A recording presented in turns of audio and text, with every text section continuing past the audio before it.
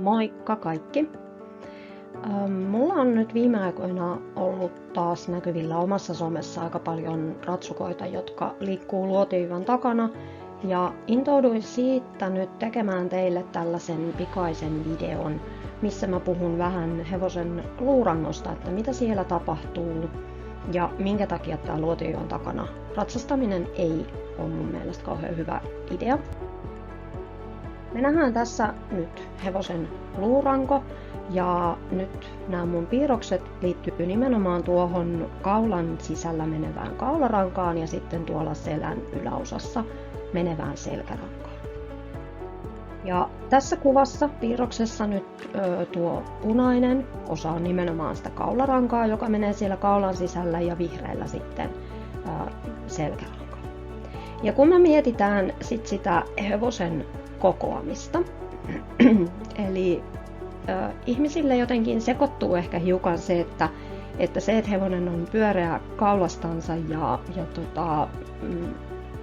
antaa myöden niskasta, niin mietitään, että se on sitä kokoamista, mutta sehän ei toki sitä ole.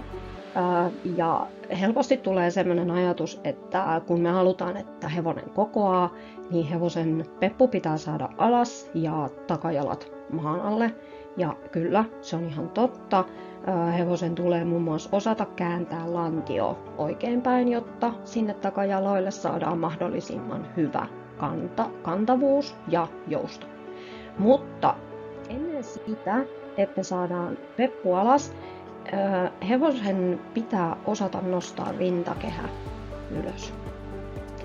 Ja kaularangan ja selkärangan kiinnityskohtaa kutsutaan kaulakuopaksi. Ja tuolta luurankokuvasta näette, että se on itse asiassa aika syvällä tuolla hevosen lapojen sisällä. Eli selkäranka ja kaularanka menee aika alas. Sitä voisi jotenkin ajatella, että ne olisi ehkä ylempänä, mutta todellisuudessa ne on tuolla aika alhaalla. Ja koska selkäranka ja kaularanka on kiinnittyneet toisiinsa, niin kun selkäranka nousee ylös, niin kaularanka myöskin nousee. Ja kun tuo kaularanka ei ole mikään sellainen haitari, mikä me voitaisiin laittaa tavallaan niin kuin kasaan, niin sille kaularangalle täytyy olla tilaa ojentua johonkin päin, kun selkäranka nousee. Ja tässä tämä hevonen on tavallaan semmoisessa normaalissa, vähän löysässä tilassa. Ja kun hevonen nostaa rintakehän, ottaa vatsalihakset ja selkälihakset käyttöön, niin tapahtuu tällainen asia. Eli kun se rintakehä nousee, kaularanka nousee ja kaularangan tulee mahtua ojentumaan johonkin päin. Ja luontaisesti hevonen haluaisi ojentaa sen kaularangan tuonne ylös eteen. Eli uudestaan täällä rintakehä on alhaalla ja tässä hevonen nostaa rintakehän ja kaularanka ojentuu ylös eteen. No se luotiviivan edessä tarkoittaa siis sitä, mikä on meillä muun muassa kouluratsastuksen sääntökirjassa jo kirjattuna, että luotiviivan takana ratsastaminen on kiellettyä. Se tarkoittaa nimenomaan sitä, että ton nenän täytyisi olla edempänä otsaa. Että sen nenän ei kuulu olla siellä otsan takana lähellä rintaa. Ja jotta tämä asia on mahdollista tapahtua, niin se tarkoittaa sitä, että ihmisen käden, eli sen kuolaintuntuman, pitää mahdollistaa liike sinne ylös eteen, jotta sillä kaularangalla on tilaa työntyä sinne eteen. Ja tällä tapaa me pystytään pitämään, tai hevonen pystyy pitämään niskan ja oman leukansa rentona. Ja siihen liittyy tosi paljon ongelmia. Me tiedetään, että meillä on hevosilla korvien takana niskassa kireyksiä ja hevoset vastustaa kuolainta ja vaikka mitä, niin tässä on yksi ihan takuuvarma syy siihen. Ja kun katsotte kouluratsastusta, niin suosittelen katsomaan muun muassa vaikka meidän maailmalla olympiakisoissakin pärjänneen Klimken ratsastusta.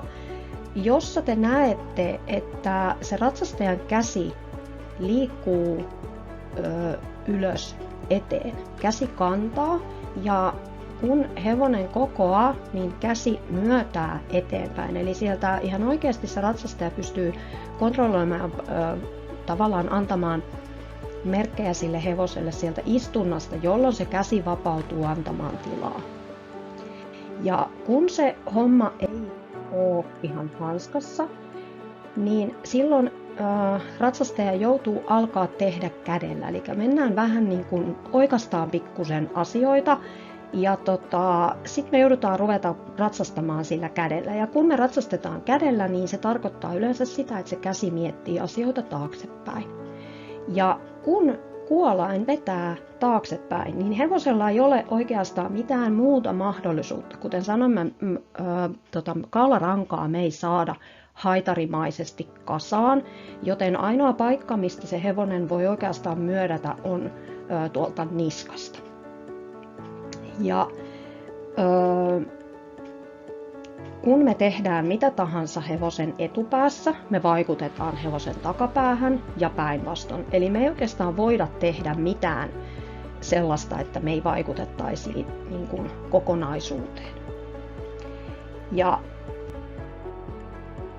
ei tarvitse hirveän paljon googlettaa, kun löytää, miten paljon kaularangassa on ongelmia, miten paljon tänä päivänä on tutkittua tulosta siitä, että siellä on kasvuhäiriömuutoksia, pehmytkudosvammoja, rasitusmurtumia ja ne on nimenomaan tuolla niskassa kolmannen nikaman paikoilla.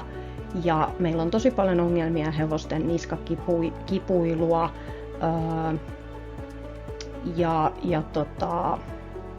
myöskin siellä selässä ja takapäässä on ongelmia, siiniveliä ynnä muuta. Ja tämä on yksi iso päätekijä, että tämä asia edelleen on niin vahvasti näkyy meidän ratsastuksessa. Eli hevosen nenän ei kuulu olla syvemmällä kuin otsa.